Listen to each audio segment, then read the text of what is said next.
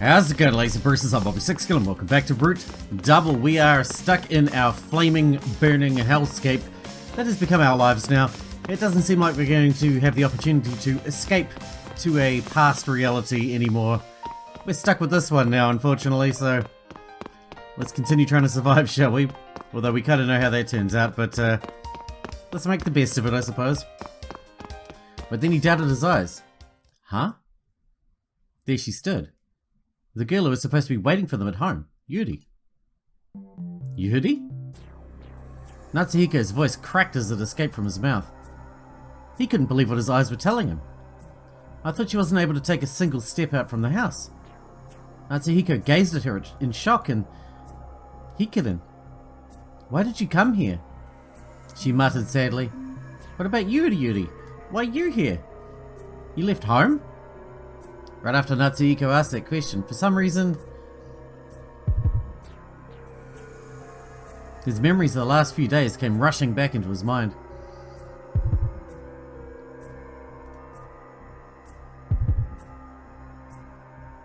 Visions of the events of September 10th up until today spun rapidly through his mind like the illustrations on a revolving lantern. And then disappeared. What? Natsuhiko had no idea what happened. Yuri gazed at him in confusion. So that's what happened. Her expression was somehow sad, yet she smiled as if a weight had been taken off her shoulders. What does that even mean? There was something clearly strange about that exchange. It was almost as if Yuri had read Natsuhiko's mind. The same sort of thing happened a few days before, too. Don't tell me Yuri's actually... But before he could finish that thought, a flash flickered beside them. Yuri? Natsuhiko swiftly lunged at Yuri. Not a second later, a shockwave struck them. Natsuhiko and Yuri were blown away. In the split second before they hit the ground, a vision of that fateful morning rose up from the back of his mind. That morning, 6 days ago, September 10th, 2030. His memory of that day, back when everything was still peaceful. You know, I thought we were going to be stuck in that existence, but I guess not. Dreadful incidents don't just happen on the other side of the TV screen. Natsuhiko, was that BC? Hopefully I'm just being a little paranoid. No, I probably am. Peace and quiet really is the best. There's no point in putting yourself in danger. Those memories led to the end of September 10th. Yuri looked at Natsuhiko and spoke. I think a lot of things will start happening to you from now on, Hikarin. Fun things, painful things, and things you cannot overcome without courage. But they're all things you surely mustn't avoid. As he recalled those memories, Natsuhiko passed out.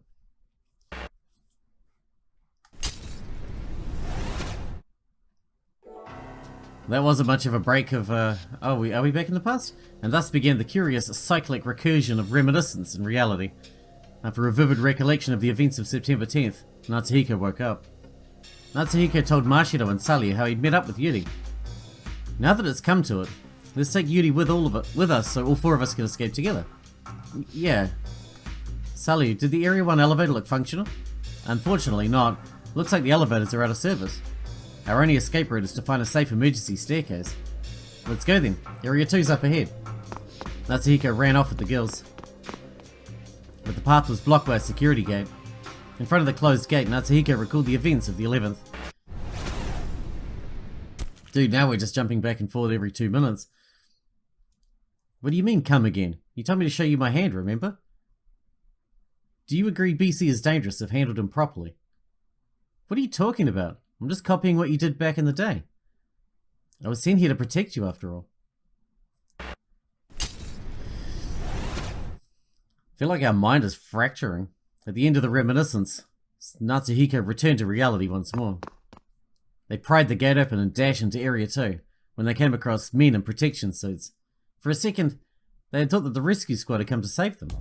But Sully flung them into the ground. Sully, why? Natsuhiko, Mashido, you guys are too soft. You let your guards down too quick. Huh? Why are you so quick to trust people? For a moment, Natsuhiko had no idea what was happening. But then he recalled what happened on the 12th. Jesus. That same dream again. What we see isn't everything, and everything we see isn't necessarily real. If it's all true, then that means the world I see and the world you see could actually be completely different, doesn't it? It looked to me like everyone had fun today. Did you have fun, Natsuhiko?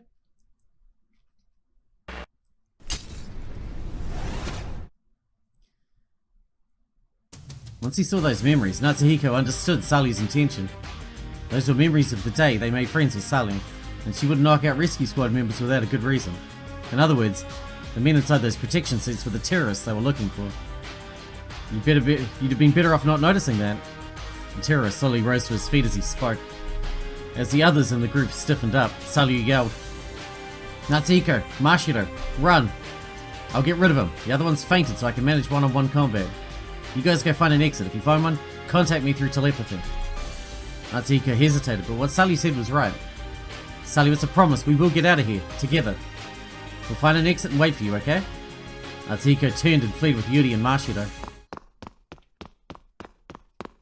They slipped through the passageway and headed to the emergency staircase in Area 3's inner ring. But even the once safe staircase was now blown up and rendered unusable. If they couldn't find an exit, should they rejoin with Salyu and help her fight the terrorists? Once that thought crossed Natsuhiko's mind, Yuri raised her voice. "No, Hikiden, remember what it is you need to do. What is your duty? There's something you need to do first, remember?" I thought I told you back on that day too. The moment she told him that, he recalled the events of the 13th.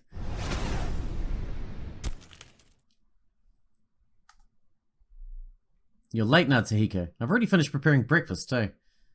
All of your thoughts, intentions, feelings, and memories are more than just conceptual existences. There's apparently been an increase in those that harbour anti-communicator sentiments in town lately. So we're the only ones who notice this, aren't we? There's nothing we can do to thwart them, is there? I can't count for anything anymore, Natsuhiko. Goodbye."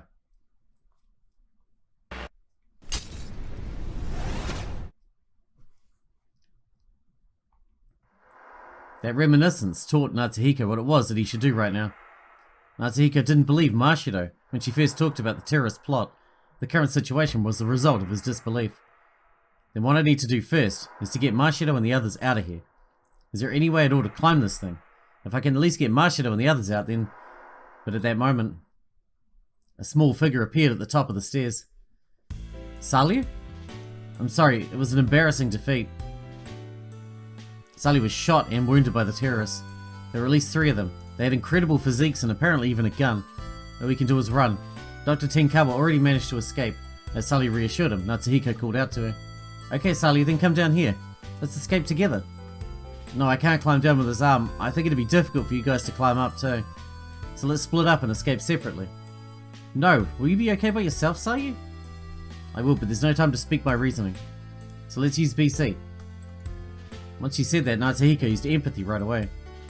And soon enough, Salyu's mental voice echoed in Natsuhiko's head. Her clear, high-speed thought process allowed her to convey everything to them, in a matter of mere moments. "It seems they have abandoned all efforts to maintain appearances. I believe that the next time we come across them, they'll shoot us on sight. Our chances of escape in these circumstances are unclear, but I'll ensure our escape, despite the odds. Because I still want to live with you all. This might be irrational of me, but when I think about living with you all, a strong will surges inside me. It even lets me forget about the pain in my arm. I finally found life interesting for once. I don't want it to end like this. I truly enjoyed these past 6 days. Natsuhiko, thank you for praising my cooking. It was the first time I'd ever cooked. Mashiro, thank you for giving me this nickname. I really liked it. Yuri, it's a little late now, but I want to know more about you. These are my true feelings, what I've always wanted to tell you all. If I had one wish, it would be to have another meal at that house. And by then, I'm sure I can make food that's even more delicious, so..." She got that far with her thoughts before stopping with a faint smile. "Salyu?" Something warm filled Natsuhiko's chest.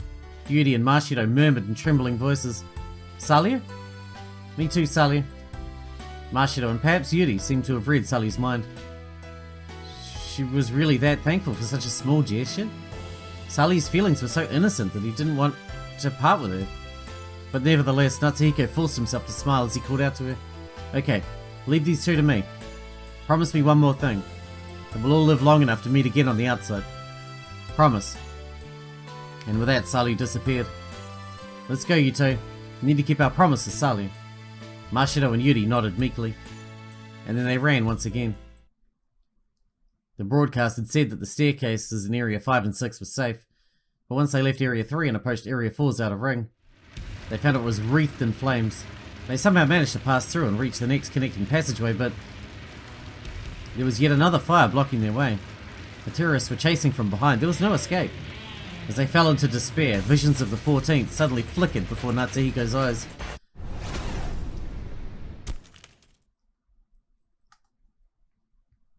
We've just received a report that a dangerous object was set inside school grounds. You guys believe me, right? Well, I've heard that unrest has been spreading through this whole town lately. There they are. After them. Okay, if all three of us give our best, then there's nothing to be scared of.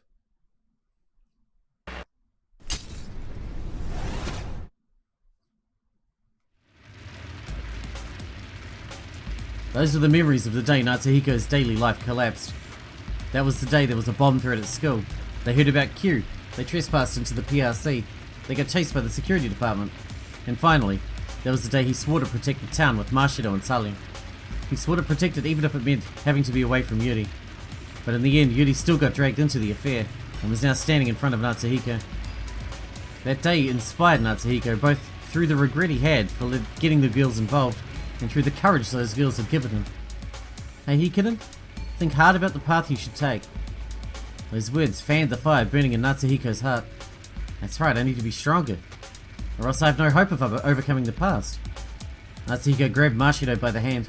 Don't give up. Let's go, Masato. Huh? Where? Let's take a different path. This isn't the only way to Area 5. Inspired by the memory of that long day, Natsuhiko took Yuri and Masato and ran. They slipped once again through the roaring flames enveloping Area 4 and took an alternate route to Area 5. But as soon as they set foot in there, a warning rang out. A KCN has just been detected. In accordance with this emergency, security has shifted to blockade mode, locking down all gates and bulkheads. All facility personnel, please administer AD, take shelter in the nearest room, and stay in place. And with that automated broadcast, the security gate shut down. What's the meaning of this? We've been locked inside the building. There appear to be no exits anywhere. In a daze, Natsuhiko's mind suddenly recalled his memory of the 15th.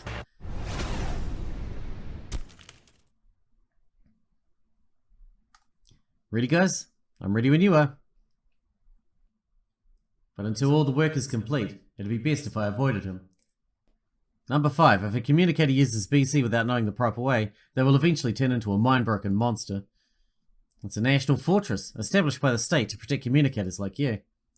The incidents aren't over yet. There's been such a spike in the sheer number of incidents alone that it just feels unnatural. I can't get these kids involved too. Self-righteousness just leads to self-destruction.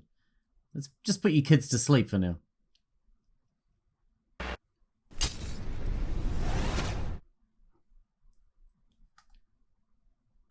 Those were memories of the day Natsuhiko found the truth and truly began to face his past. The day Anna told them about the true history of their country and the details of the organization known as Q. The day they caught the culprit behind the PRC bombing and learned that Labo was the next target. And finally, the day they'd finally confronted the terrorists but were defeated. The resentment, anger and bitterness he felt that day rose once again in his heart. That's right, it was only a few hours ago, wasn't it? The regret I felt back then brought me here. And as that thought crossed Natsuhiko's mind, Yuri softly whispered beside him, Hikiden, you've remembered, haven't you? You've overcome several obstacles to get here. You've obtained the strength you need to overcome the past. No matter what happens from now on, your mind will endure. You should be able to overcome anything. His words fortified Natsuhiko's mind even further. Masato, we can't give up yet. There has to be a way out. But we can't go anywhere because the gate won't open. No. We'll search for a security card. As long as we have the right card, we can go to Area 6. Right after the alarm went off, the whole facility went into a mass panic. It wouldn't be strange if a staff member had forgotten their card somewhere. I swear I'll find a card and get these two girls out of here if it's the last thing I do. Natsuhiko held that conviction and began to search for a security card. And thus, as reminiscence and reality converged, Natsuhiko progressed bit by bit.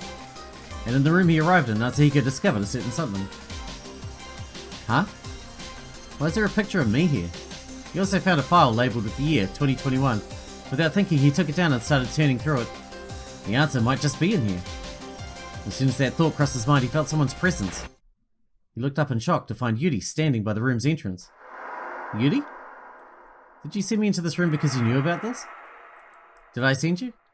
No, Hikiden. You chose this room yourself. We came into this room 9 years ago too, didn't we? To escape the fire and smoke. You couldn't find a card back then, but this time, you can find one for sure. Look for it, and escape with Mashiron. With Mashido? What about you, Yuri? I can't go with you. Why not? Haven't you realized it already? Hikiden, try to remember what it was you saw and heard today. For the truth lies in these observations. The moment Yuri said that, Natsuhiko realized something. She already said that just now. Indeed, Natsuhiko had recalled everything that had happened up to that very moment. He had recalled all his memories this morning, from waking up in the ruined factory to entering this very room.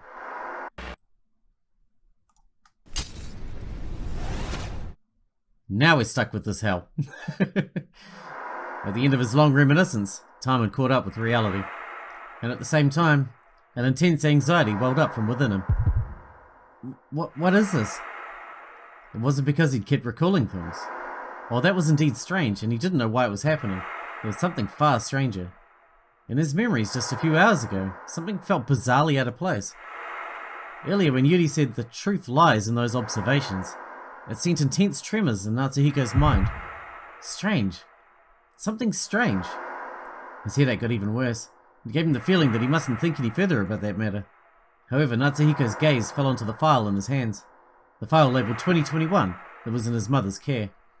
He flipped through the chronologically organised documents, and eventually, one page in particular caught Natsuhiko's eye.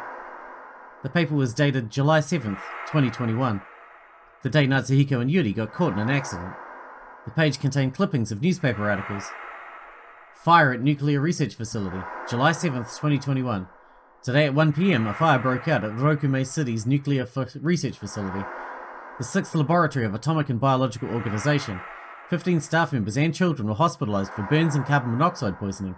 In addition, there was one casualty. The name of the deceased was Koki Sumida, 36, a staff member at the facility. Sumida suffered full-body burns and died shortly after he was rescued and taken outside the facility.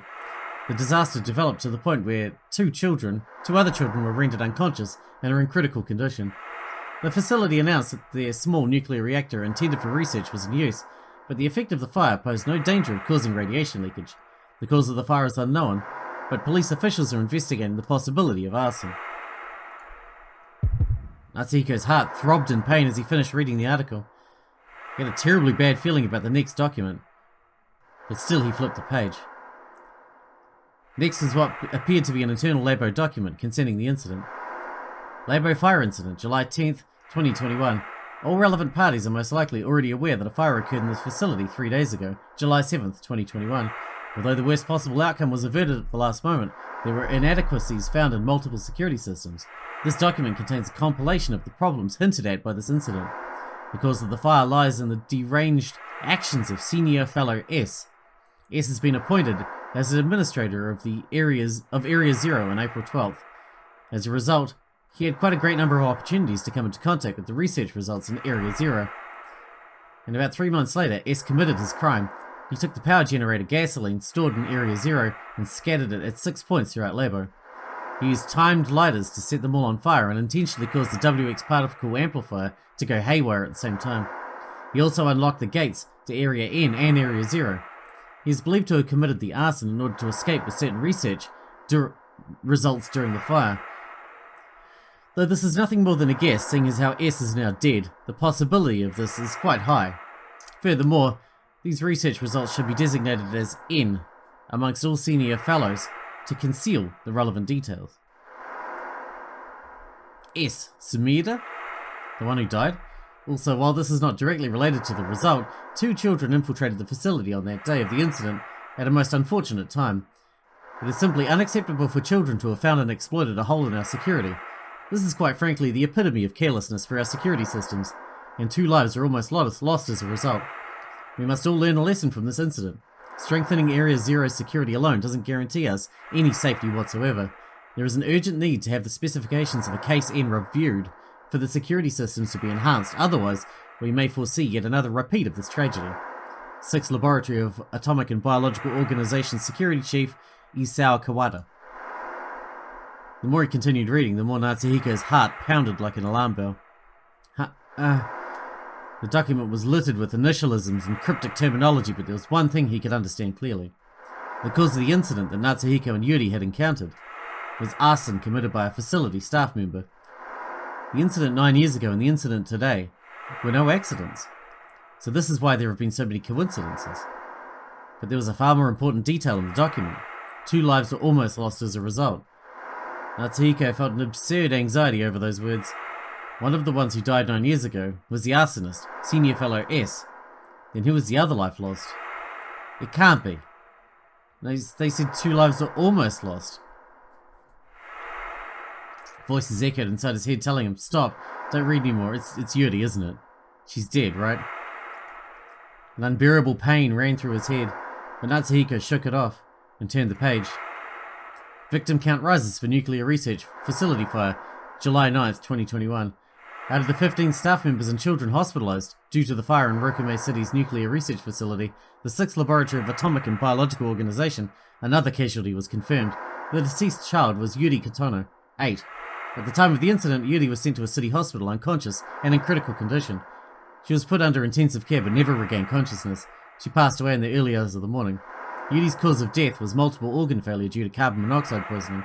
According to both the facility and the hospital, her illness was not due to radiation exposure. The deceased child was Yuri Kotono, 8. A moan squeezed out from the bottom of his throat. A single line from the article jumped out and bore its way forcefully into his eyes. The deceased child was Yuri Kotono. His mind went blank at those words. His body trembled. He couldn't think, he couldn't understand. But soon enough, in the depths of that white darkness, the memories of 9 years ago came rushing back to Natsuhiko. Yuri, are you okay? Yeah, Yuri answered with painful breaths. That day, Natsuhiko and Yuri had trespassed all the way to B1 Area 5.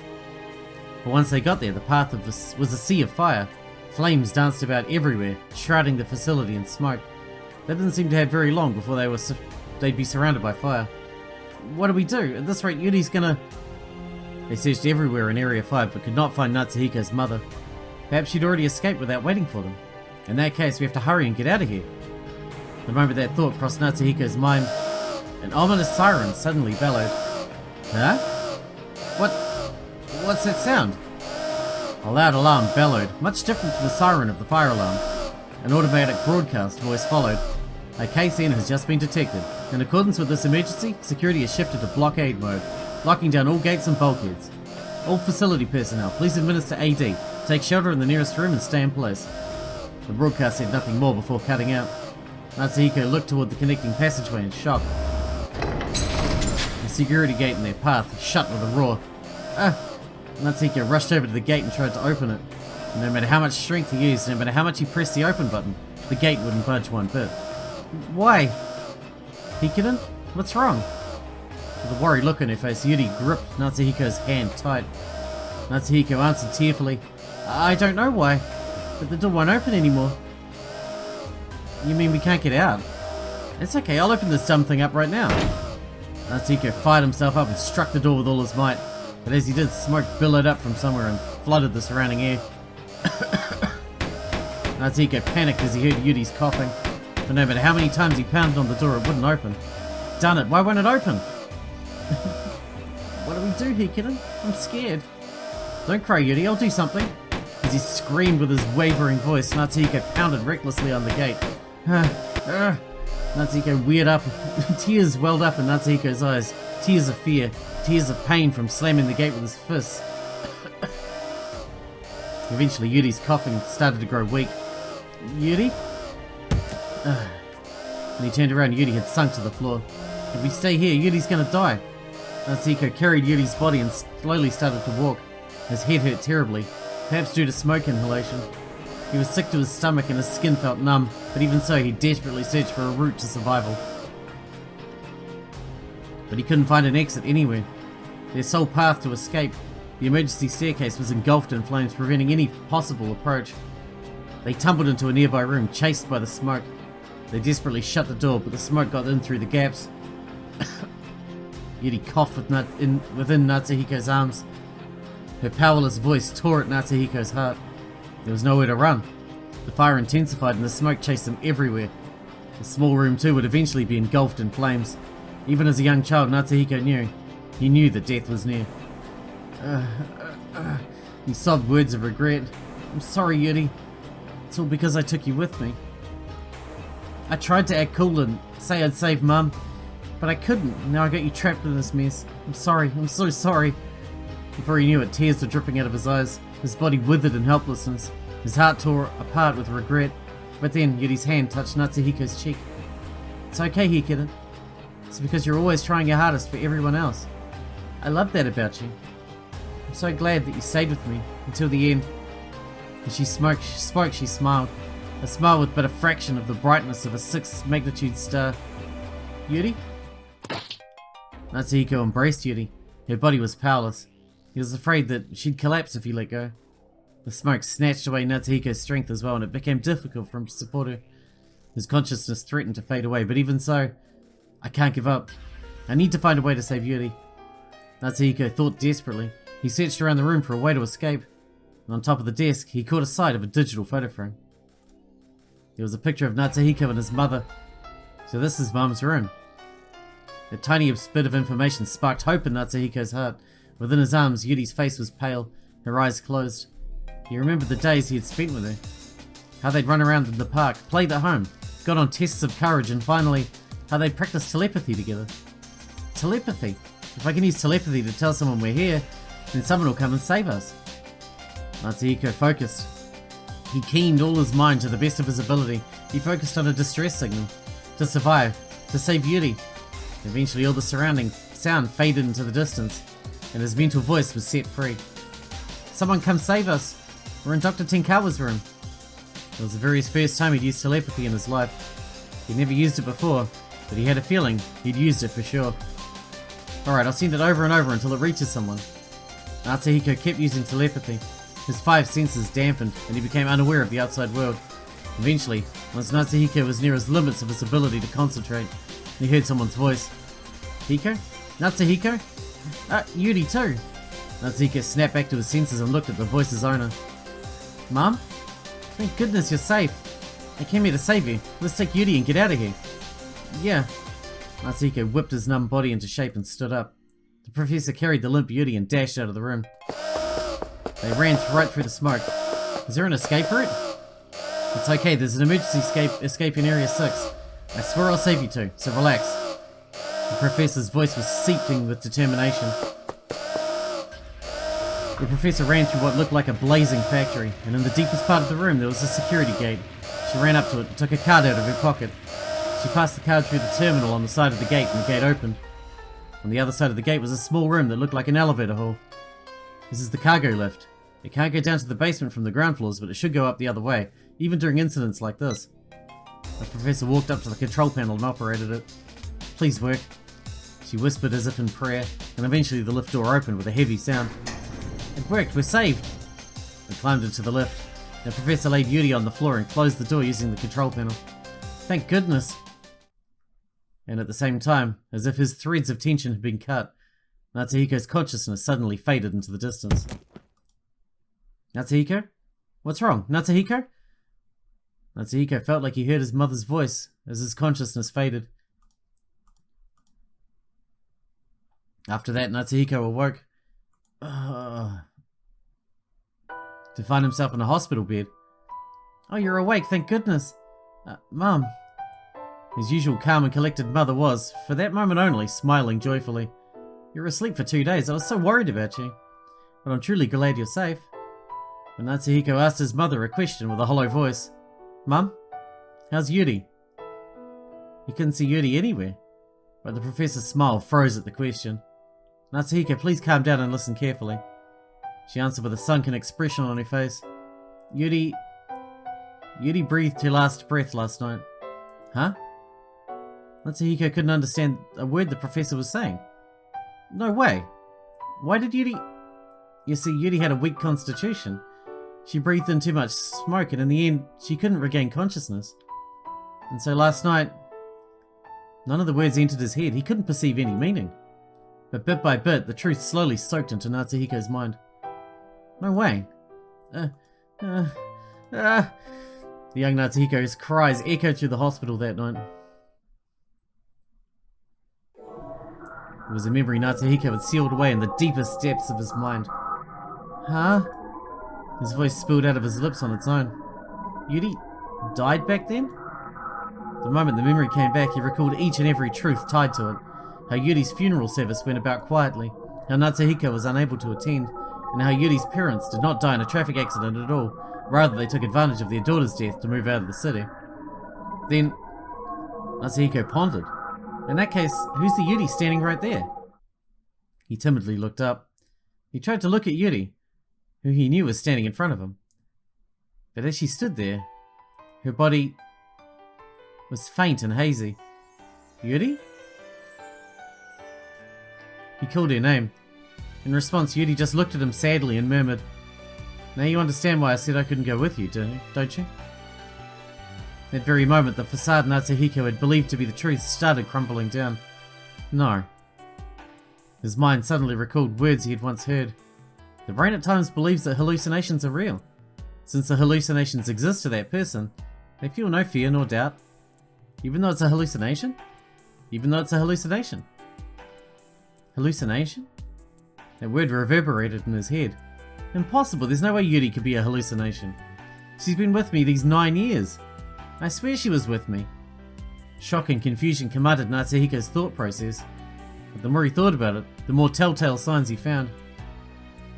PTSD symptoms, repeated nightmares and flashbacks of past experiences, tendency to avoid things related to the cause of trauma, finally, panic disorders related to said trauma.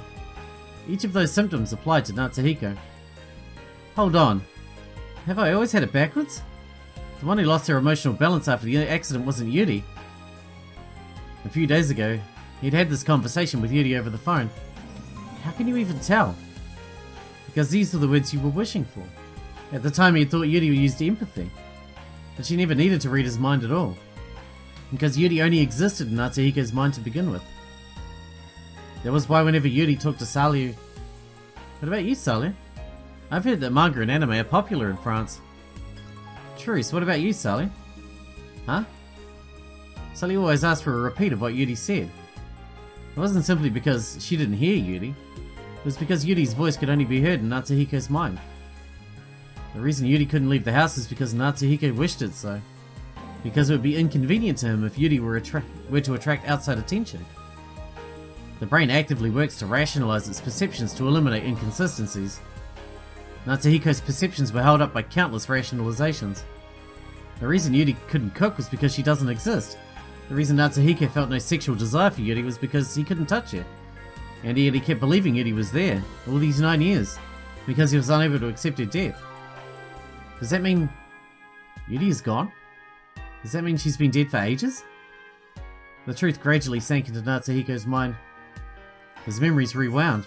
He recalled all the memories he shared with Yuri up till today, and all the scenes she was in were replaced with the correct scenes. His memories of the past hour were replaced with the truth. Well, I'm surprised too, but Yuri's here in this facility. Huh? Mashido and Saliu looked around in shock. Yuri was nowhere to be seen. There was nothing but air when Natsuhiko thought Yuri was standing. And thus the illusion manufactured by Natsuhiko's mind disappeared from his memory. The fabrication he believed in collapsed, leaving only the truth from which Natsuhiko had always averted his eyes. The truth that Yuri was gone. And it wasn't only the illusions in his memory. The illusion before his very eyes was also fading in favor of the truth. The fading illusion gazed at Natsuhiko and whispered, "Hikiden, it's time to say goodbye." Wait, don't go. He tried to speak, but his voice wouldn't come out. He couldn't even find the words. I'm sorry for deceiving you for so long. I wanted to support you, but I'm sure you'll be okay without me now. You've noticed it these past few days, haven't you? You're not alone, Hikiden. With Marshall at your side, and Sully too. You've overcome everything that's come your way, haven't you? The professor's always thinking about you too. No matter how harsh the truth might be, there are plenty of people there to support you. You see, that's the final thing I wanted to tell you. Perhaps that was why Natsuhiko recalled his memories again and again, to etch into his mind just how important Mashido, Salyu and everyone else were to him. So he'd been able to handle the truth, to correct the inconsistencies of his perception, little by little. But none of that mattered to him anymore. Natsuhiko reached out to Yuri and raised his voice. Please don't go, Yuri. Huh? The days I spent with you are irreplaceable. I don't care if you're an illusion. Don't disappear, I'm begging you. Yuri sadly responded to his cries. I'm sorry, Hikiden, but I have to. Because you've noticed the fact that I'm gone. But because of that, time has finally started to move again for you, after it's been stopped for 9 years, hasn't it? You can live again now. You can live your own life. No longer bound by your memory of me. So... goodbye. Yuri's voice stopped there. That was her final word. For she had disappeared. For the illusion vanished before Natsuhiko's eyes. Eventually a strangled cry escaped from Natsuhiko's throat. It was the same scream he let out when he learned of Yuri's death. The bitter cry of one who had learned the truth. Just then the door opened and someone rushed inside. Natsuhiko? It was Mashido. Natsuhiko, I heard a scream. What happened? Natsuhiko answered the worried Mashido with a hollow voice. Yuri. Huh? Did something happen to Yuri? She disappeared. She disappeared? Wasn't she with you? Did she run off somewhere? Mashido looked around the room. She was playing along. Just like she always had. Then Mashido must be reading my... Once Natsuhiko realized that fact, he slumped powerlessly against the wall. He started giggling to himself. It was a frightened voice that sent shivers down his own spine. Hey, what's happened? You're acting kind of strange. Hey, what's wrong? Mashido reached out and tried to touch Natsuhiko, but Natsuhiko pushed her hand away. Isn't it a little late to say that? Huh? I've been acting strange for years, haven't I? Mashido's face stiffened at those words. Years? Natsuhiko, did you... Natsuhiko grabbed Mashido by the shoulders and pushed her against the wall. Natsuhiko, stop it, you're hurting me. You've been lying to me all this time, haven't you? Lying? Yuri's gone, isn't she? She's been gone for 9 goddamn years. And I was the only one who never realized it. I rewrote my reality just to rationalize my own denial. And you just played along with my madness, didn't you? Is this your idea of a joke? No. Damn it, how dare you? How dare you lie to me like this? Natsuhiko's chest tightened, his eyes blurred with tears, and he stood face to face with Mashido, whose eyes were likewise wet. Hold on, Natsuhiko, listen to... Shut up! Natsuhiko pressed his forehead into Mashido's chest, because he didn't want her to see him cry. Natsuhiko? Everyone's been lying to me. You and Salyu, my own mother. But that wasn't all that made him sad. Mashido would always talk to Yuri like it was normal. How could she do that when Yuri only existed inside Natsuhiko's head? There's only one answer. Mashido's been constantly reading my mind with empathy. She said she didn't read other people's minds without permission, but that had always been a lie. Natsuhiko gripped Mashido's shoulders even tighter. He didn't care that he was hurting her. Why? How could you do such a thing? He was mortified that he'd been lied to, and to make matters worse, he was lied to by the one he trusted the most. He would have rather lived with the truth, no matter how cruel, than keep living a lie. Mashido. Natsuhiko soon felt darker emotions take hold of his heart. Mashido is no longer the only one here who could use empathy. You've always peeped into my mind, so now it's my turn to peep into yours. Natsuhiko focused his mind. He didn't care if all he heard was noise-ridden mental voice, as long as he could come even the slightest bit closer to understanding Mashido's feelings. Mashido, tell me, why have you been lying to me? I can't stand to look at you in the eye if you don't. His intention was stronger than ever, his intention to expose the secrets of Mashido's mind. The moment he embraced that intention in his heart, his 5 senses vanished. Natsuhiko's consciousness shot out of the endless darkness. Huh? What is this? It felt like a world shut off from everything.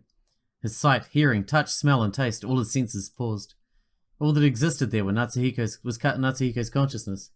Soon enough, he heard a faint voice in his ear. Natsuhiko, I'm sorry.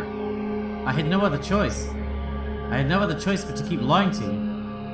It was Mashiro's voice, or rather her thoughts. But it was somehow different from empathy. Natsuhiko's consciousness remained in the darkness, even after he'd heard Mashiro's voice. What's going on? It was like the cessation of sensation he experienced during empathy, except it continued on forever.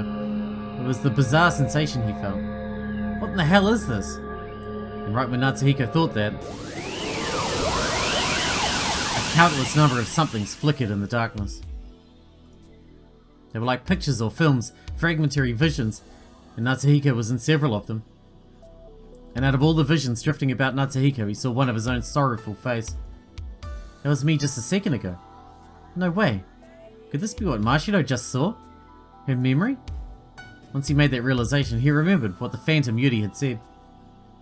The apex of a communicator's journey. The ability to read beyond empathy. The ability to connect minds rather than just brains. But it would be best if you didn't use it anymore, for you might end up knowing something you'd rather not know. When he tried to read the terrorists' minds last night at the ruined factory, he didn't hear just their voices. He saw the visions they had seen as well. No way, is that what this is? He didn't understand what she meant when he first heard her, but now he fully understood. This is the third ability of BC.